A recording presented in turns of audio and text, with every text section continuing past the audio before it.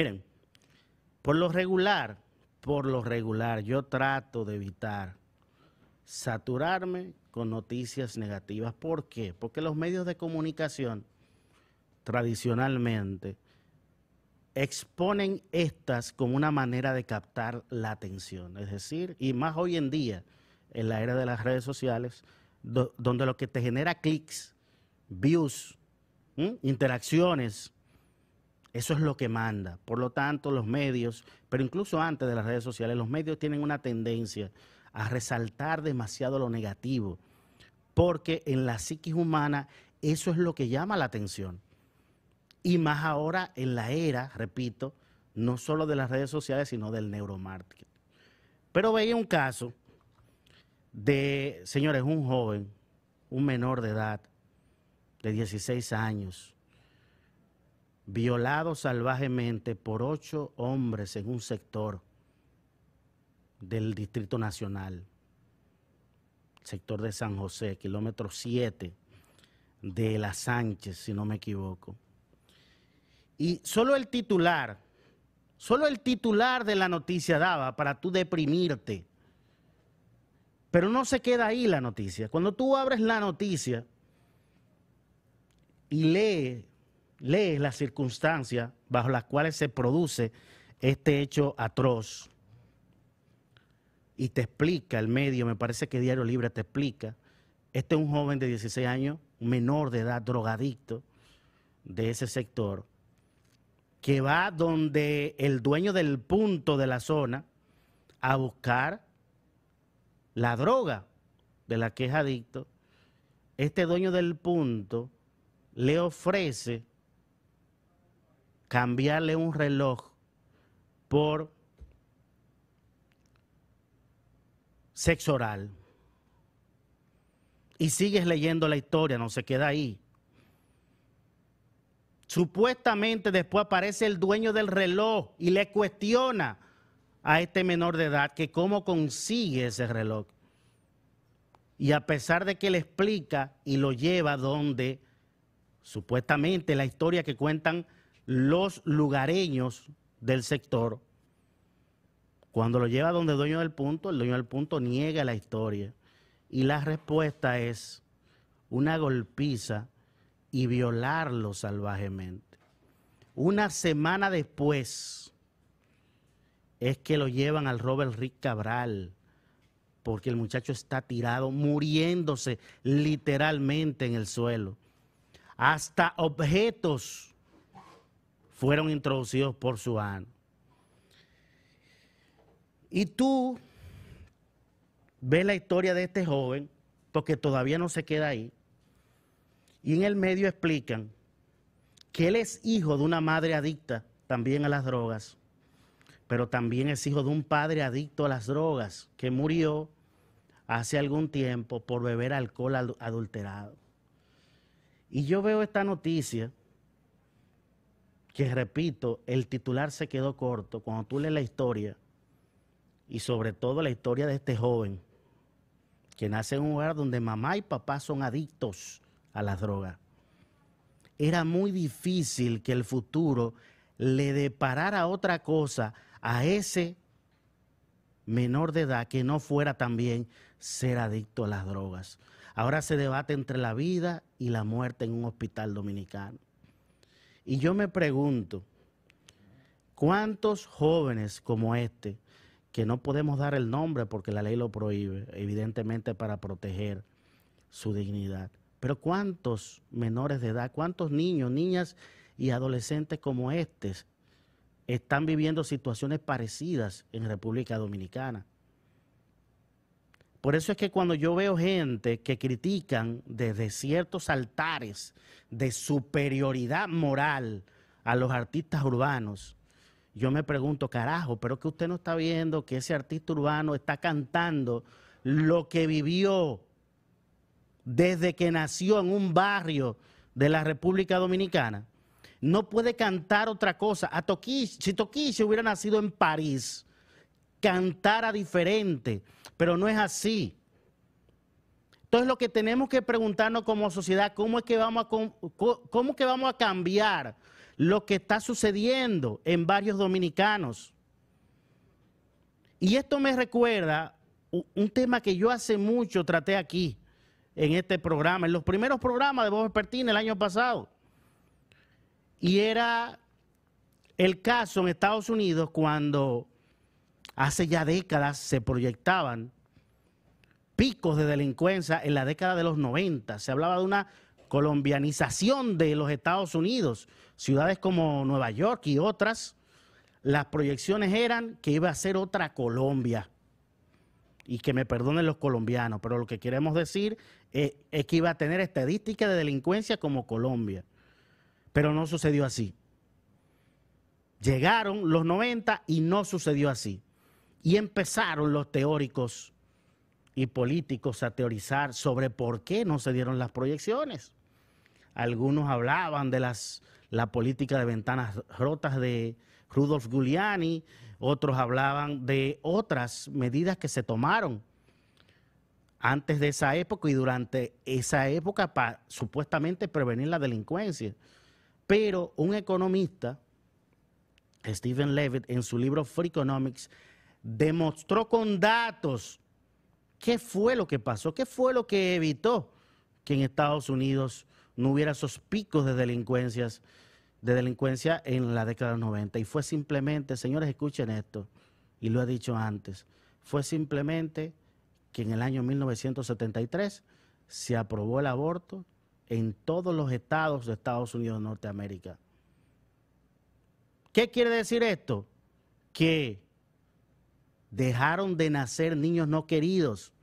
Precisamente prostitutas que quedaban embarazadas antes de 1973 no podían abortar y nacían niños no queridos. ¿Qué pasa?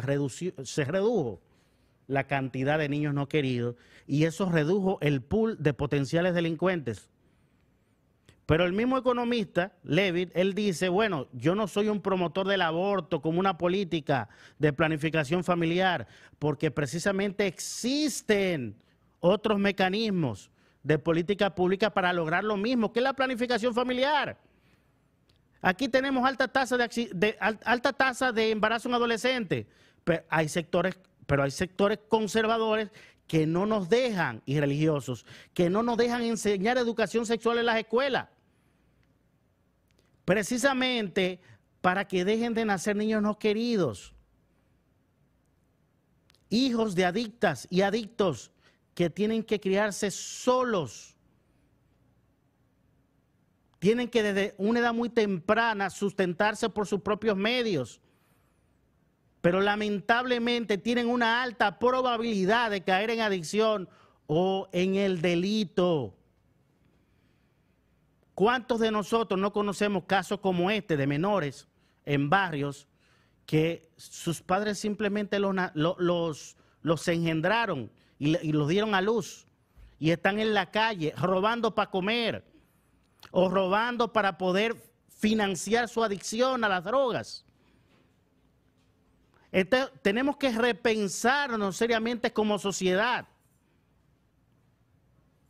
El hecho también de que ese muchacho fuera violado por 8 hombres y es una semana después que los lugareños, porque se está muriendo en la calle, es que accionan para llevarlo a un hospital público y denunciar este hecho a las autoridades una semana después de estos hechos horrendos. Pero cambiar lo que está sucediendo, señores, en nuestros barrios pobres es muchísimo más complejo. Por eso cité este caso en Estados Unidos con el aborto. Yo no estoy promoviendo el aborto alegremente en República Dominicana, aunque sí para las 3 causales. Ustedes lo saben porque lo he dicho antes, las 3 causales, cuando la vida de la madre está en peligro, cuando es una violación o cuando el feto es inviable, es decir, es incompatible con la vida. Yo no estoy promoviendo aborto libremente en República Dominicana, pero sí políticas de planificación familiar. Porque ese círculo vicioso de pobreza y delincuencia que estamos viendo en los sectores marginados y que se extiende, porque la delincuencia se extiende a otros sectores de clase media y de clase alta. Todo este círculo vicioso tiene su origen, señores, en esta situación que estoy planteando aquí. Es decir, señores, el Estado Social y Democrático de Derecho le falló a ese menor de edad en el sector de San José, kilómetro 7 de La Sánchez. El Estado Social y Democrático de Derecho le falló. Hijo de una madre adicta, hijo de un padre adicto, que tenía toda la probabilidad en contra. Afortunadamente de este joven no se dice que era un delincuente, pero sí, lamentablemente, vendía su cuerpo para obtener beneficios materiales y poder financiar su adicción. ¿Es su culpa? No es su culpa. Le falló la sociedad, le falló el Estado dominicano. Tenemos toda una institucionalidad, tenemos un código del menor, todo diseñado y concebido para proteger a nuestros niños, niñas y adolescentes, pero le fallamos. Y por eso daba el ejemplo también de los artistas urbanos. Ellos cantan lo que vivieron. Si a usted no le gusta lo que ellos cantan, entonces cambiemos lo que están viviendo nuestros niños, niñas y adolescentes en los barrios dominicanos. Tan sencillo como eso. ¿Y por qué digo que todos tenemos vela en este entierro? No es solo una cosa del gobierno, es que el gobierno también para hacer necesita recursos. Por lo tanto, tenemos que como sociedad definirnos cuál es el país que queremos y alguien tiene que pagarlo y no pueden ser los pobres. Tienen que ser los que más se benefician de la generación de riqueza en República Dominicana. ¿Cuántos casos como estos de este menor violado por 8 hombres estaremos o tendremos en sectores marginados de República Dominicana? No solo de menores que financian su adicción con actos sexuales, vendiendo su cuerpo, sino también de menores que roban para poder financiar esa adicción. De menores que tienen que robar para comer, porque se están criando solo en la calle. ¿Cuántos casos habrá?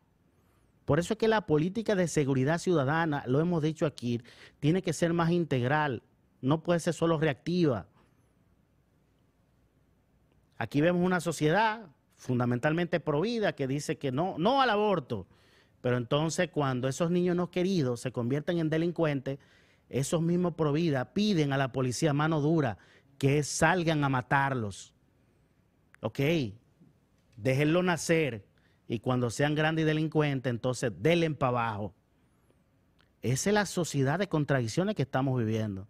Lamentablemente, tenemos que admitirlo. Ahora, este horrendo caso de este menor violado por 8 hombres y golpeado, debe llamarnos a la reflexión. Tenemos que cambiar lo que está sucediendo en nuestros barrios, en nuestras zonas pobres en República Dominicana.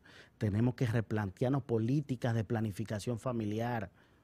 Tenemos que replantearnos la política de seguridad ciudadana para que no sea solamente reactiva y de sanción, tiene que ser preventiva. No podemos permitir que niños, o seguir permitiendo que niños, niñas y adolescentes sigan siendo mancillados, sigan siendo también dañados por un entorno hostil en el que se está desarrollando. Así que finalmente demos atención a este caso y tratemos de evitar futuros casos parecidos.